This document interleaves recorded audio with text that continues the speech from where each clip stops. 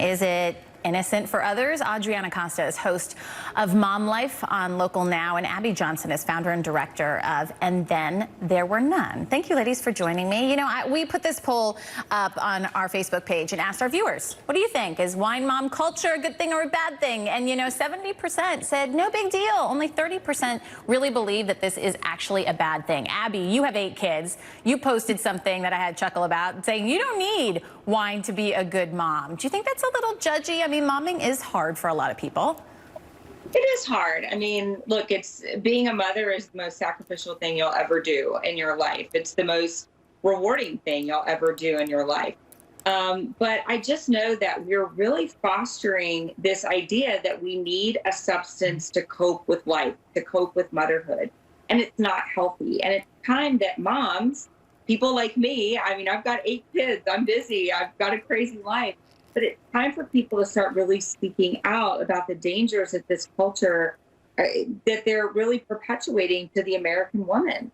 One of the things I think hasn't been discussed is the effects on the children. I want to play for you a soundbite. That woman's son spoke to Nightline as well, and here's what he said. Listen. I didn't know it was out of the ordinary because that's how I grew up. That's what I was used to. Every night she would grab a glass of wine, and I asked her, what's that? And she was like, it's wine, it's an alcohol. And I was like, oh, I heard of that in school. Doesn't that make you addicted to it? And she's like, yeah, but I'm not addicted. I don't know, she was trying to deny the fact that she was using it as an outlet for stress. He sounds like an adult. Adriana, you know, you're sort of pro-culture, saying, yeah, it's not such a bad thing. But when you hear that, do you worry there's an effect on children? Well, what an evolved child, first of all, right, to be able to point that out. Look, I mean, alcoholism is no laughing matter. I was at an AA meeting last night supporting a girlfriend who's going through something very similar. She was big into the wine culture. We would go out, we would have drinks together and a lot of fun. And one thing led to another and it went too far. There's sobriety surrounding me. I have family members who are sober. I have friends, I have teachers, my spouse. But I don't think that this wine culture, sort of this mom rebellion of talking about the fact that we've done everything for you guys today. We picked up after you. We drove you here and there.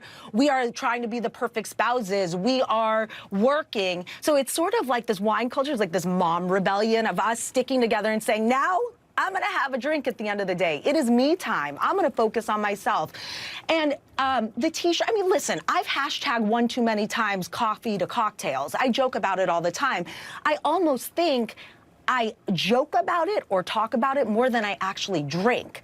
I don't think it's irresponsible necessarily of the community. I just think that yes, I understand how it could possibly give validation to people who might have a problem or lean towards alcoholism.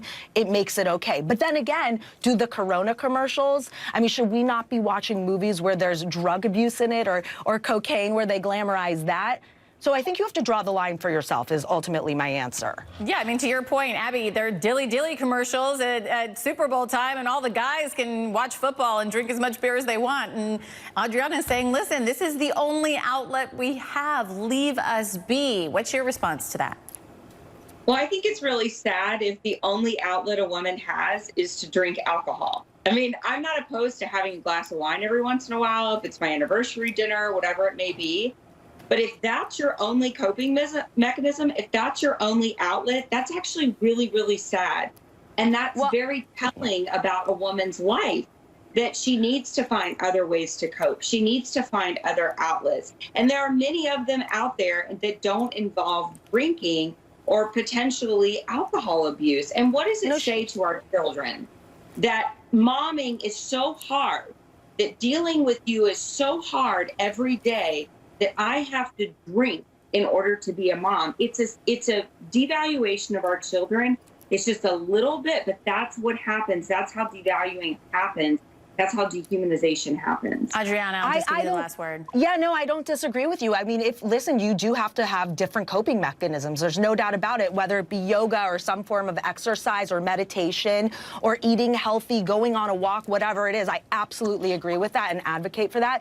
But the entire community of moms is not prone necessarily to alcoholism. I think you need to be responsible for yourself.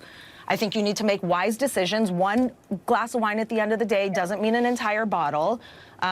You know, so you have to focus on what's right for you.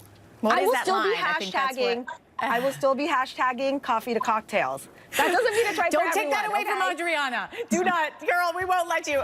Most importantly, you're all moms. You're doing amazing work. Adriana and Abby, thank you so much for being with me. I appreciate it. Thank you, Thank Lynn. you.